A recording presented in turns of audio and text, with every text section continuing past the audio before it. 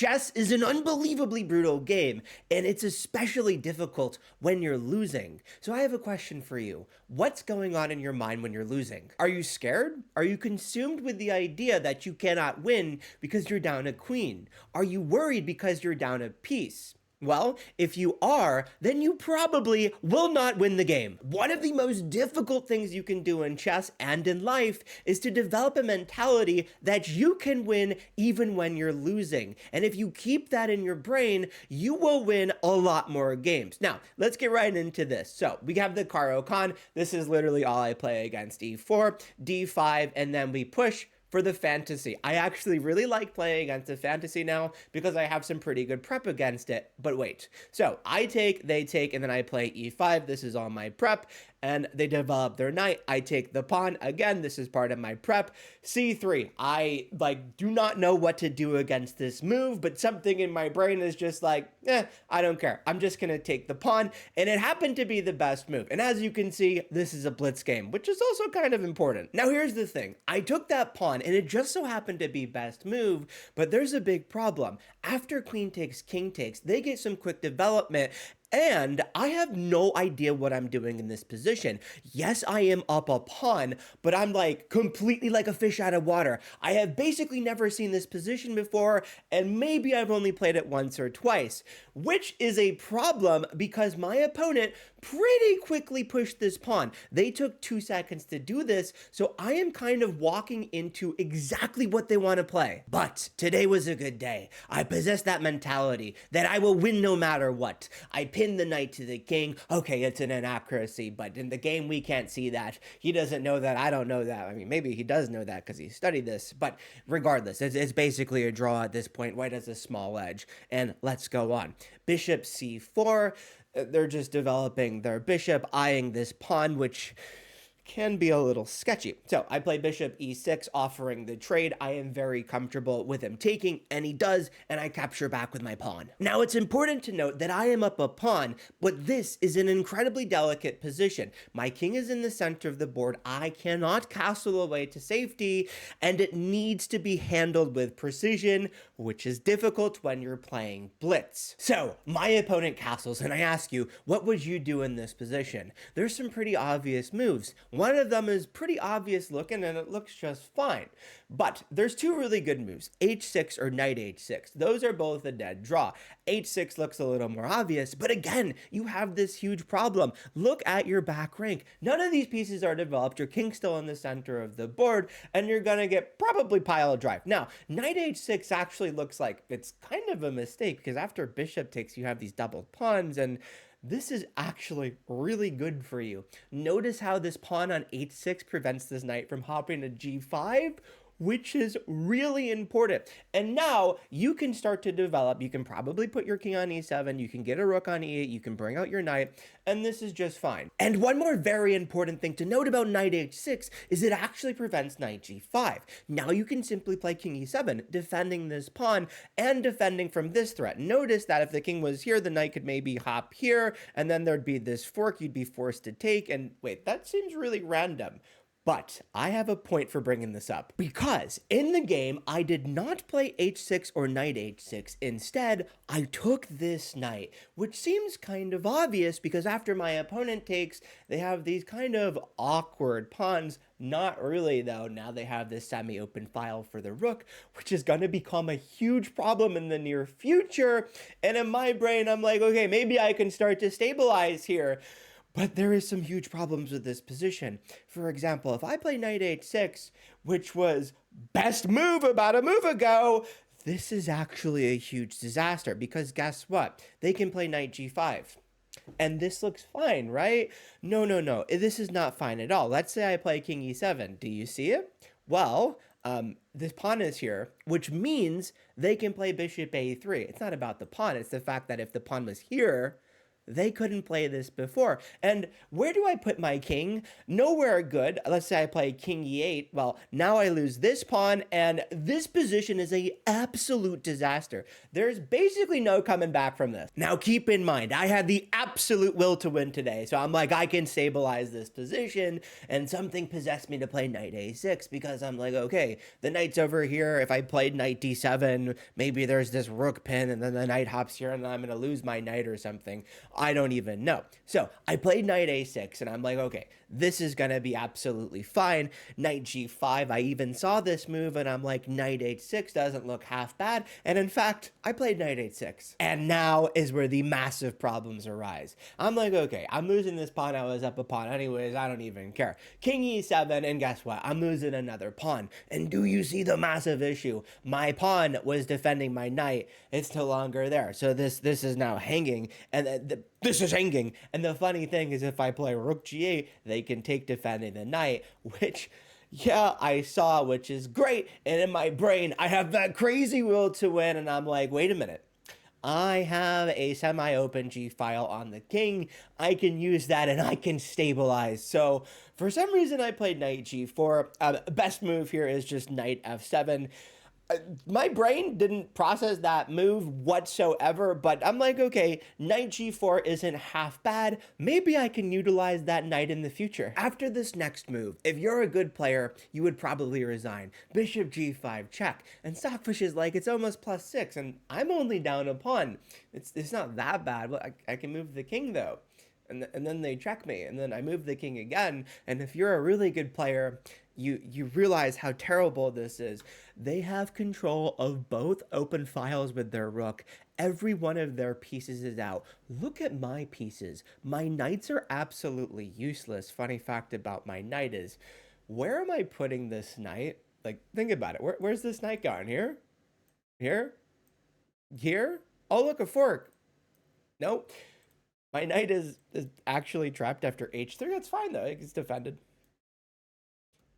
Thank God. He didn't find that, though. And you might be thinking, they only have this, like, +6 advantage if they trap my knight. But rook f5 check, I move the king, and then they move their rook. And look at this. They still have basically +4, and they didn't trap their knight. And I'm like, hooray, they didn't trap their knight, my knight. And I move my knight. And I attack the rook, and I'm like, this is not half bad. And then they check me, and oh, look, all of a sudden, it's back to +5.3. But I could care less. I have the will to win this game, and I know I am going to beat this guy.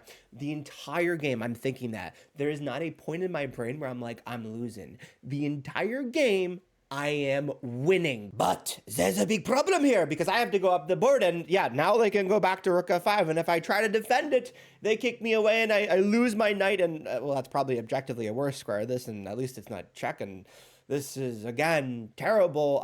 Thankfully, that didn't happen. Instead, what did happen was an absolute miracle.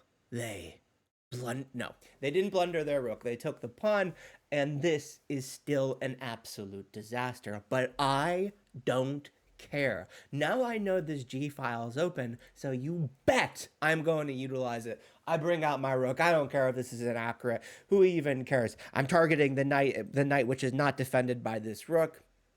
Don't worry about that, but now I know I'm like x-raying the thing, and they check me, no longer x-rayed, but Stockfish doesn't like this, but guess what? I do, because I don't care about losing here. I move my king up the board at this point. I'm just like, whatever. What's the worst that can happen? And now there's knight f5. Okay, knight f5. I get inaccurate. Who cares? They're up +3, but in my brain, I'm like, who cares about that? Because now I can activate my rook. But here's the thing. There's a really nasty move here. Rook d1, kind of unassuming. My best move here is knight f3 check, which seems actually kind of random. They move the king, and then I have to play rook b8. Okay. And then they take, and then my knight. Why did we play knight f3 there, Stockfish? But hold on a minute. I know what you're thinking. Why would you ever play knight f3 check if you could play second Stockfish move, rook d8? And you see, it's excellent. That's second best move. And then they take, and then you get c5, which is, wait, what? And I know you must be thinking by now, what happens if I don't control this square and play some random move? Do you see it? There's mate in 3. They check with the rook. I take the pawn. Do you even see mate in 2 here? It's insane. They check with the bishop, which happens to be covered by the rook, which is great because the king can't take the rook because it's defended by the knight. They can't go down because the rook's covering this. They can't go to this file because it's controlled by the rook. So they go up the board, and the knight hops in for checkmate. Look at this mating construction. We are controlling this square with the knight, this file with the rook. We're controlling these 2 squares with the rook. The bishop is defending these squares, and of course, the bishop is defended by the rook. Disgusting. Anyways, that doesn't happen. They check me with the knight, which I am thrilled about. I bring my king up the board, targeting this bishop that was once defended by this knight, and now I'm also attacking this pawn, which is excellent. And then my opponent plays a great move. They bring their knight back. I know it kind of seems like a bad move, but it's also pretty smart. Redefending the bishop again, and it's all good. They're chilling, but I don't care because I am winning this game. Bringing my rooks in, doubling the rooks on the file. The knight is prepared to hop here. I have some kind of an attack that does not exist. And in my opponent's brain, he is crumbling. Why is he crumbling, you might ask? I will tell you why. Because I have not resigned, and moreover, I am being aggressive. I am doing whatever I can to win. I am not caring what he does because I have the objective of absolutely taking his soul. And I also know that in this position, my rook is defended. It's defended enough times, which is important because I'm like, okay, if they check me here and I take the pawn, and then they check me again, I just take their knight. And this might have seemed like a really random move. I have no way to prove this, so you're going to have to believe me. I knew they were going to do this sequence. I absolutely knew it. The reason for this is in their brain, like I said, they are crumbling. They are trying to simplify the position, and they're trying to trade material. But there's so much happening in this position. The knight isn't defended, which they did not account for, and they're like, okay, I'm trading rooks. You're trading rooks, but you're also hanging the knight. And wait, what the? They didn't trade rooks, though?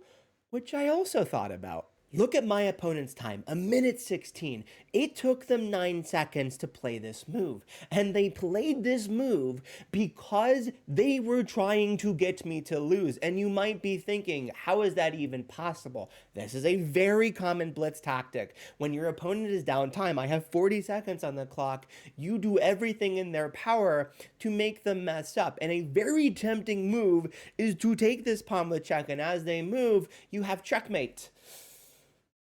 Wait a minute. No. So they were trying to get me to play that move. I don't have confirmation, but Zen Young Master, if you're watching it, let me know if you're trying to get me to play this. But of course, I did not play that, and instead, knight f3 check, the king moves, and now I take the rook, and I am absolutely dominating for the first time in this game, even though there's been so much pressure. But the problem is, 34 seconds on my clock. This is very easy to lose, and this is another thing to talk about.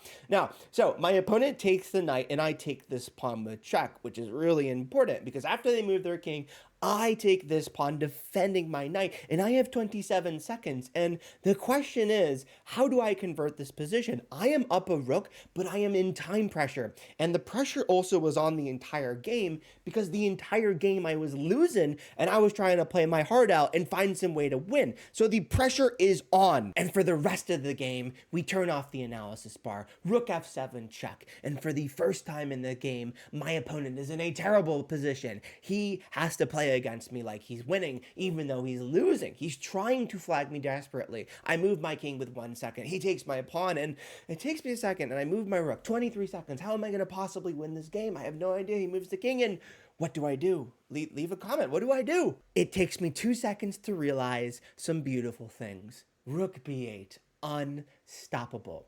And why is this unstoppable? Well, he checks me with the rook, and I go up the board. He checks me again, and I go up the board again, planting this pawn.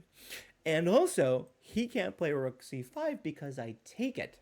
And in this moment, He used almost 30 seconds, and I mated him. And you might be thinking, he played like trash, but in reality, he made a single blunder. The difference was I did not give up. If I had given up, I never, ever would have been able to capitalize on that blunder and win this game. So remember, the next time you think you are losing, stop playing like it. Play to win even when you're losing.